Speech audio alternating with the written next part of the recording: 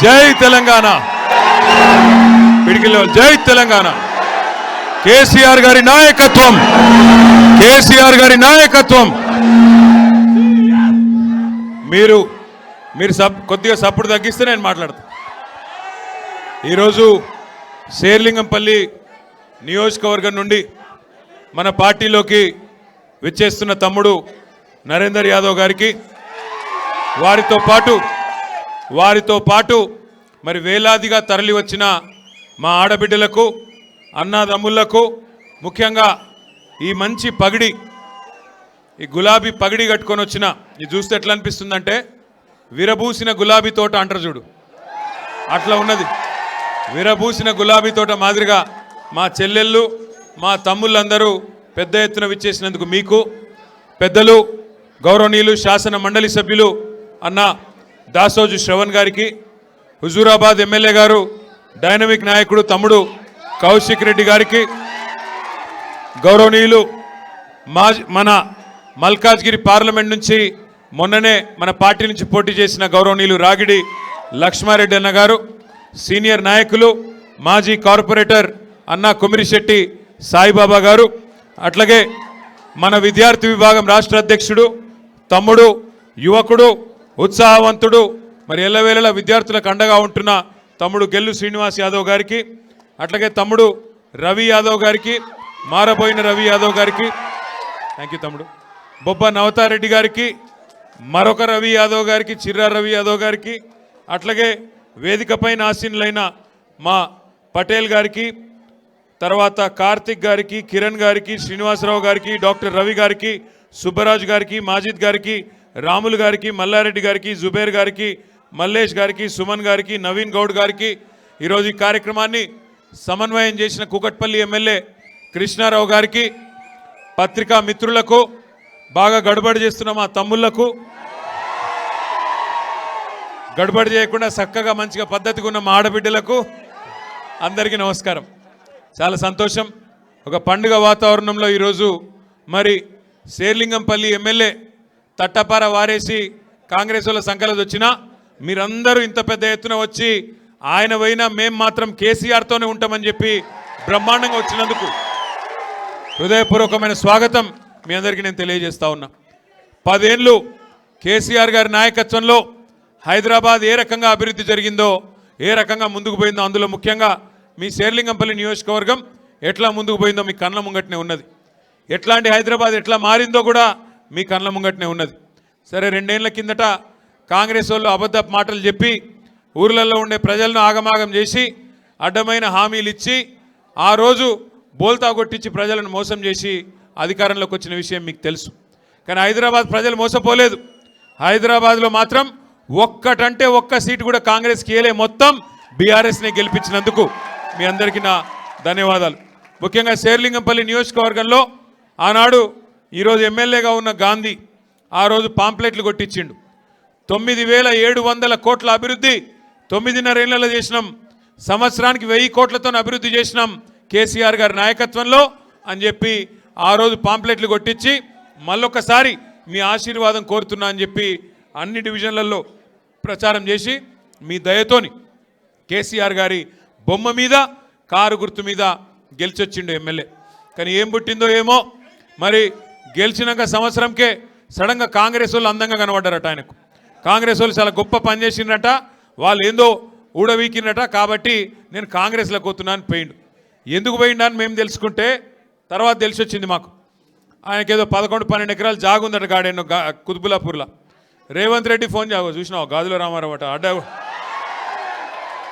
Address కూడా ఎరికేనా తమ్మి నీకు ఒక భూమి 1000 కోట్ల భూమి అట ఆ భూమి కోసం ఇలా ఆత్మను చంపుకొని మనిషి కూడా అమ్ముడు పోయి రేవంత్ రెడ్డి సంకలది వచ్చిండు ఆ భూమి మరి పోయేటప్పుడు కొంట పోతాడో ఏదో నాకు తెలియదు కానీ ఆ భూమి కోసం ఇవాళ పోయి ఆ పార్టీలో వచ్చిండు నేను ఒకటే అడుగుతున్నా ఇక్కడికి వచ్చిన మా తమ్ములను మా చెల్లెళ్ళను మా అక్క అన్నలను కూడా ఒక్క మాట ఆలోచన చేయండి 2 ఏళ్లలో ఈ కాంగ్రెస్ ప్రభుత్వం వచ్చినాక గరీబోళ్ళకి ఏమైనా మంచి చేసిండ్రా ఏమైనా సాయం చేసిండ్రా ఆలోచన చేయండి ఎన్ని మాటలు చెప్పిండ్రు అత్తలకు 4,000 ఇస్తా కోడళ్లకు 2,500 ఇస్తా అన్నాడు వచ్చినాయా కేసీఆర్ 2,000 ఇస్తే 4,000 ఇస్తా అన్నాడు పెన్షన్ వచ్చిందా కేసీఆర్ ఒక ముసలమ్మకో ముసలయ్యకో ఇస్తుండు, నేను ఇద్దరికి ఇస్తా అన్నాడు.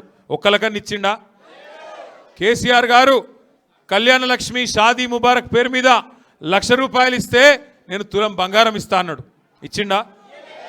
నేను ఆ రోజే చెప్పిన, ఏమని, వీళ్ళు బంగారం ఇచ్చేటోళ్ళు కాదు, మెడల పుస్తల తాడు కూడా ఇచ్చకపోయే బ్యాచ్ ఇది, మంచోళ్ళు కాదని చెప్పిన.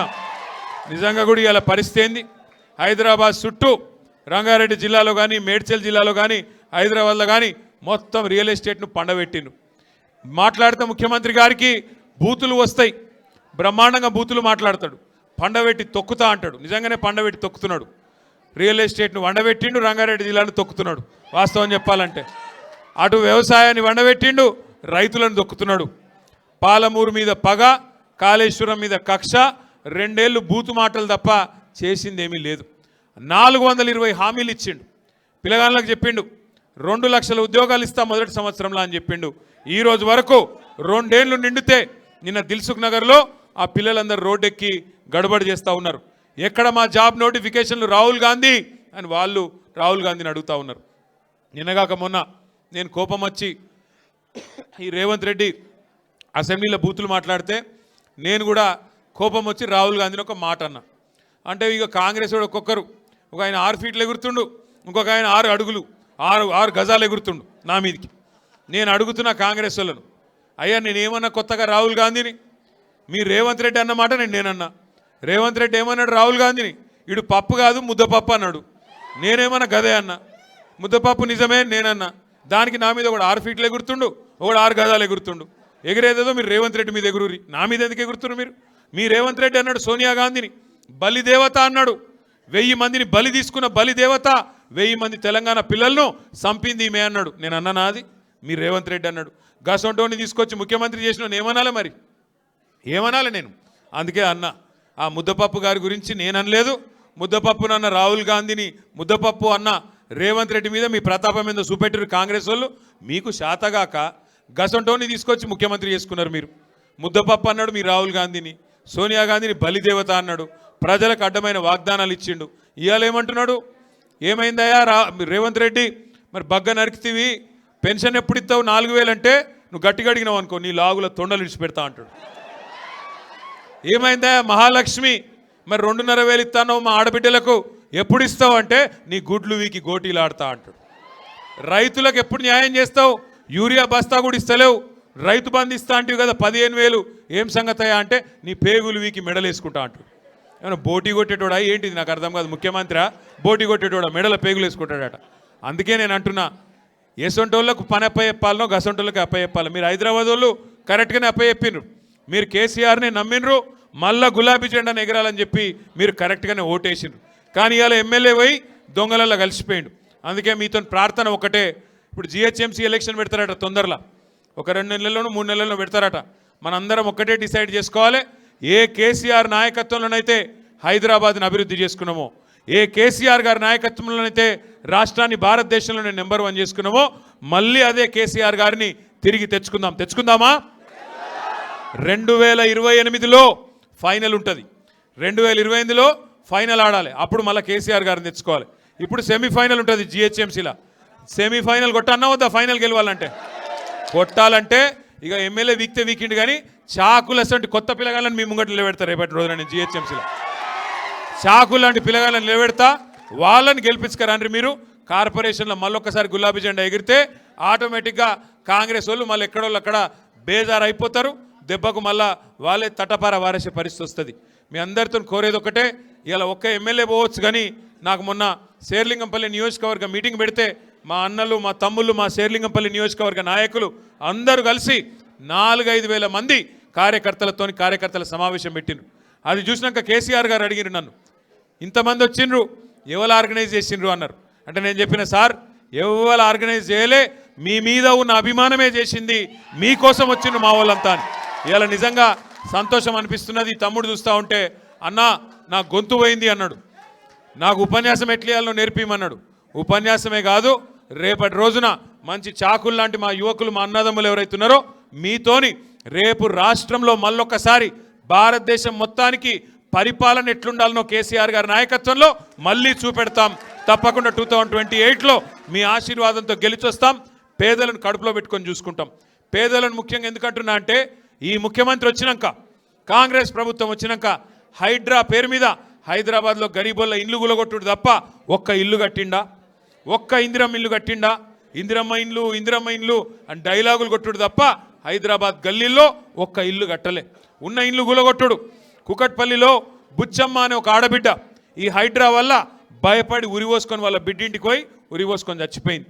100 ఇండ్లు గులగొట్టిండ్రు, గుడిసెలు గులగొడుతున్నారు. గరీబోళ్ళకు హైదరాబాద్లో జాగ లేకుండా చేసి ఆ భూములను ఇవాళ అమ్ముకొని పెద్ద పెద్ద సేట్లకు కట్టబెట్టి అందులోకెళ్ళి కమిషన్లు దొబ్బే ప్రయత్నంలో రేవంత్ రెడ్డి ఉన్నాడు. ఆలోచించండి, ఈ 2 ఏళ్లలో హైదరాబాద్కి ఏమైనా మేలు జరిగిందా? కాంగ్రెస్ ప్రభుత్వం వచ్చినాక ఒక కొత్త రోడ్ వేసిండా? కొత్త బ్రిడ్జ్ కట్టిండా? కొత్త ఫ్లైఓవర్ కట్టిండా? కొత్త అండర్ పాస్ కట్టిండా? ఉన్న మెట్రోనే ఎలగొట్టే ప్రయత్నం చేస్తున్నాడు. ఎల్ఎన్టీ వాళ్ళని బెదిరించి ఆఖరికి వాళ్ళని కూడా ఎలగొట్టిండు.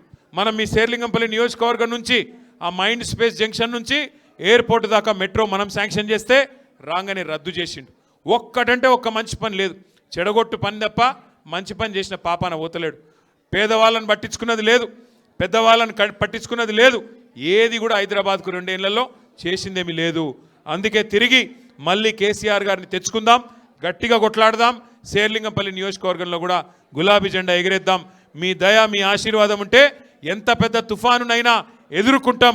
మళ్ళీ తిరిగి తెలంగాణ ప్రజల దయతోని ఆశీర్వాదంతో గెలిచొస్తామని మళ్ళొకసారి విజ్ఞప్తి చేస్తూ పేరున ఇంత పెద్ద ఎత్తున కదిలి వచ్చినందుకు మా తమ్ముడు పొట్టా నరేందర్ యాదవ్ గారికి, వారి మొత్తం బృందానికి కూడా హృదయపూర్వకంగా నమస్కారాలు తెలియజేస్తూ, స్వాగతం తెలియజేస్తూ, జై తెలంగాణ.